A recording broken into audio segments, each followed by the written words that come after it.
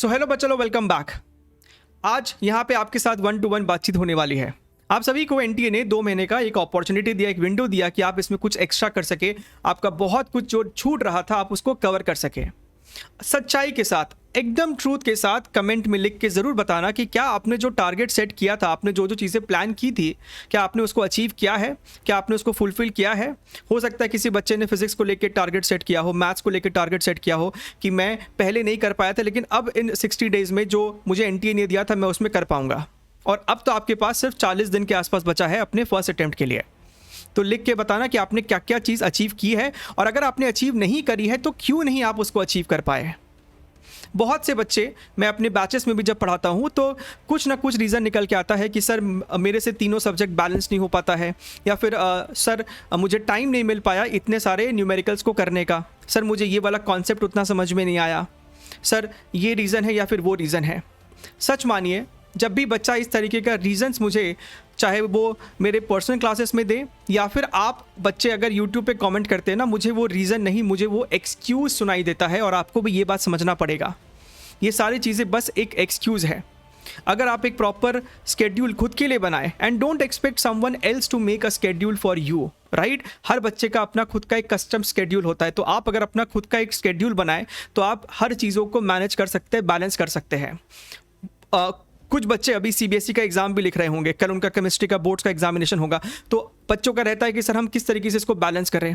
तो भाई आपको सीबीएसई ने हर 2 एग्जाम के बीच में इतना इतना गैप दिया है, तो आप उसको ढंग से प्लान करेंगे ना कि मैं इन 2 दिनों में सिर्फ सीबीएसई के लिए पढ़ूंगा, बाकी 3 दिन मैं अपने जेई के लिए पढ़ाई करूंगा या फिर नीट के लिए पढ़ाई करूंगा। तो आपके पास सारा अपॉर्चुनिटी है, आपके पास सारा विंडो है, लेकिन आप सिर्फ ओवर थिंकिंग और प्रोक्रास्टिनेशन में अगर समय को लगाओगे तो वो समय निकल जाएगा, और ये 40 दिन भी आपको निकल जाएगा। और जब एग्ज़ाम सर पे होगा तब आपका मन करेगा कि काश मैंने ये 60 डेज़ को, 40 डेज़ को सही तरीके से इस्तेमाल कर लिया होता। और यही बहुत बच्चों के साथ होता है, मेजॉरिटी के साथ होता है। इसीलिए कुछ चंद 1-2% बच्चे होते हैं जो कि उस क्रीम लेयर में, उस टॉप लेयर में आ पाते हैं। आप सभी के सामने एग्जाम्पल है, मैंने आप सभी के साथ ब्लॉक स्ट्रैटेजी शेयर किया था, और ऐसा नहीं कि सिर्फ स्ट्रैटेजी ही शेयर किया था, मैंने कहाँ से करना है और कैसे करना है वो सब कुछ आपको बताया था। उसको देखने वाले, उसको शुरुआत में फॉलो करने वाले कम से कम 10 से 15 हज़ार बच्चे ज़रूर रहे होंगे, लेकिन at the end of the day जब 20 डेज़ आपका ख़त्म हो चुका है तो आपको क्या लगता है कितने बच्चों ने उस 20 डेज चैलेंज को शिद्दत के साथ कंप्लीट किया होगा? हार्डली 100 या 200 बच्चे, मैक्स टू मैक्स। और ये डेटा सिर्फ ऐसा नहीं कि हमारे ही चैनल के साथ है, कोई भी आपको जब कोई चीज़ करने बोलता है और वो चीज़ जेन्युइन होती है, अच्छी होती है, शुरुआत में बहुत ज़्यादा भीड़ आती है, लेकिन अंत में फ़िल्टर आउट होते होते होते होते 1% ही बच्चे बच पाते हैं जो कि इस चीज़ को ख़त्म कर पाते हैं, कंप्लीट कर पाते हैं। अब आप में से कईयों के पास एक्सक्यूज़ होगा कि सर हमने शुरू किया था लेकिन हमारा सर केमिस्ट्री भी है, मैथमेटिक्स भी है, हमको हर चीज़ों को मैनेज करना है, सर हमारे घर में ये इशू चल रहा होता है, वो इशू चल रहा होता है। Everything is simply an excuse. अगर आप करना चाहते हैं तो आप उसको कर लेंगे। अगर आपके मन में वो डिज़ायर है, वो पैशन है, वो जुनून है, वो फायर है, तो आप सच में उस चीज़ को कर लेंगे। सिवाय एक्सक्यूज़ देने के आप उस पर अगर एक्ट करेंगे तो आप सच में कर लेंगे।